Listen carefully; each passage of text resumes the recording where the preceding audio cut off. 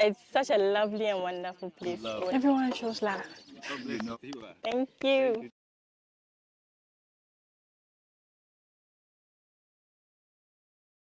My name is Asantewah Diato Yeboah, popularly known as Yaira in my community. My community is called Chipu Awudome, located in the West district in the Volta Region. It's such a lovely and wonderful place with amazing landscapes. It's lovely. You need to come and stay here. I want you to relocate and come and stay here. It's nice to wake up in the morning and look and all you see are mountains. It's refreshing. It's somehow therapeutic. In the beginning, very difficult.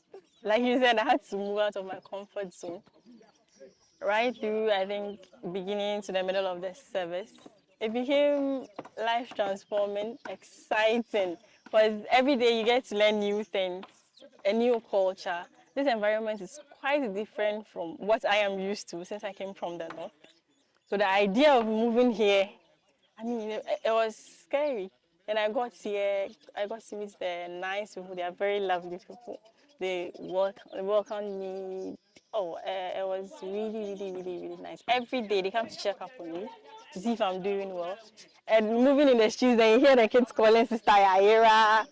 I mean, I don't regret making the decision to move down here for my service. I mean, apart from the professional aspects, I feel the personal aspect is more important to me. I am not the same person as I was from the beginning. I feel like after this, I can take any risk at all. I mean, yeah, so I'm actually quite glad I took this decision. My life has never been the same.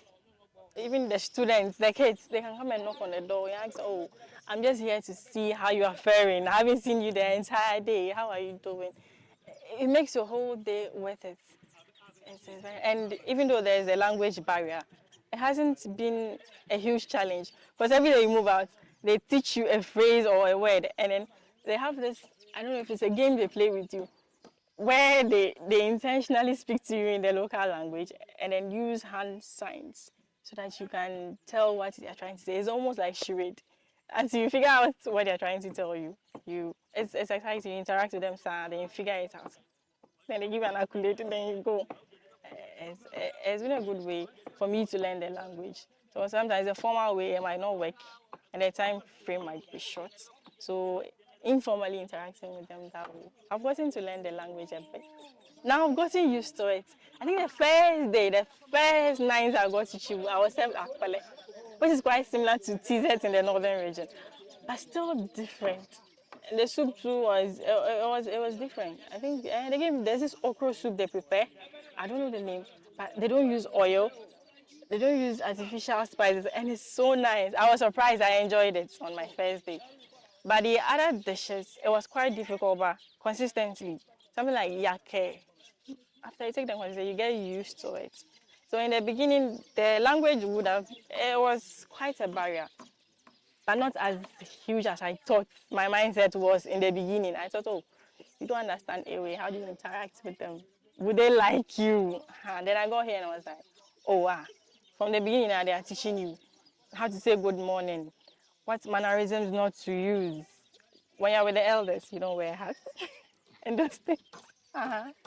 So even though it was a barrier at the beginning, but not as huge as I was expecting it to be, the barrier became well, how would I call it? A fun challenge. So it's been quite interesting. So when I wake up, the normal, you get refreshed, have my breakfast. So usually my breakfast is heavy. Either we have some special change, either that or my host family. I go to take breakfast there. They feed me akpele in the morning. From there, I go around to reach some of the community members to interact with them. It was a way I used to learn the language. So interact with them. Then around 8 a.m., I moved to the schools. That was during the integration phase. The primary school, say hi to the teachers, come to the JSS, do that as well. Then the technical institute. Now, my day usually begins with the technical institute. They have limited staff members. So I took it upon myself to teach English, which they do not have an English teacher. So I took English, then I interact with the students.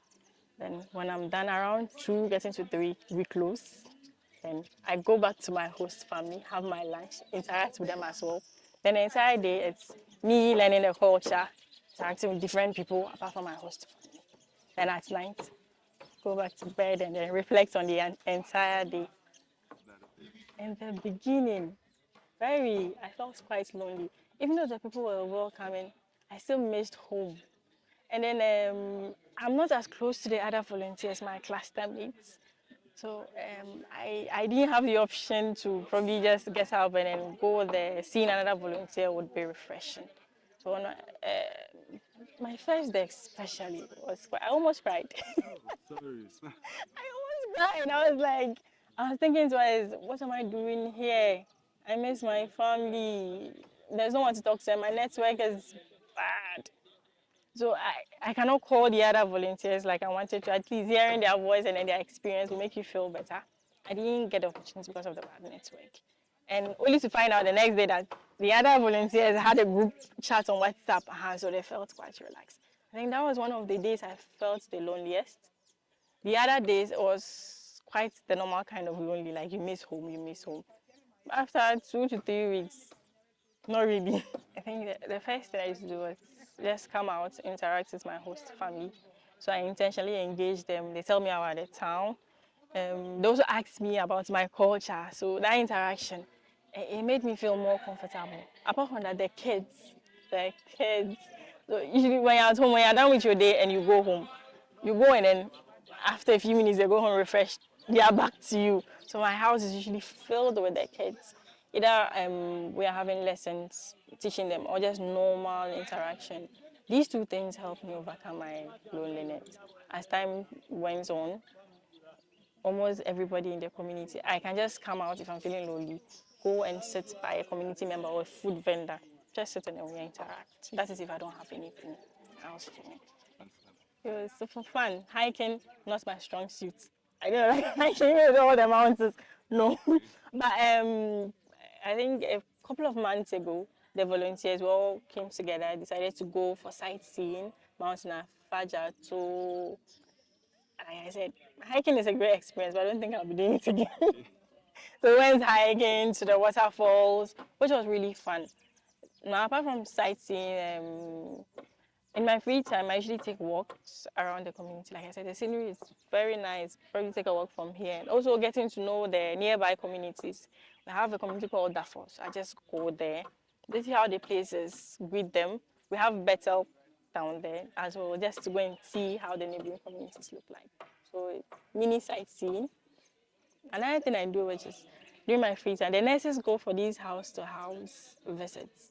Even though it's my free time, I just go with them because I get a chance. They visit all the communities around, so I get a chance to just tag along and go around and see how the others are, how they look like. So they even ask about Core Africa, who we are, so I get to interact with them.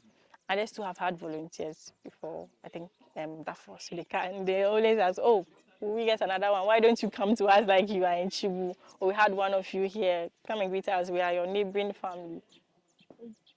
First thing first, have an open mind. That one thing can save you a whole lot of stress. Have an open mind. It's exciting. I mean, I know the idea of going into a community you're not familiar with. And you can be sent anywhere, Volta Central, no matter where you're coming from. I would say have an open mind. See the experience as not as a challenge. Do not focus on the challenges. Think about the possibilities, what you gain to learn, the new people you get to meet, and move out of your comfort zone. That's what I advise they do. Then they'll have an exciting time if they do these things. Have an open mind and move out of your comfort zone. You would be amazed the things you will learn.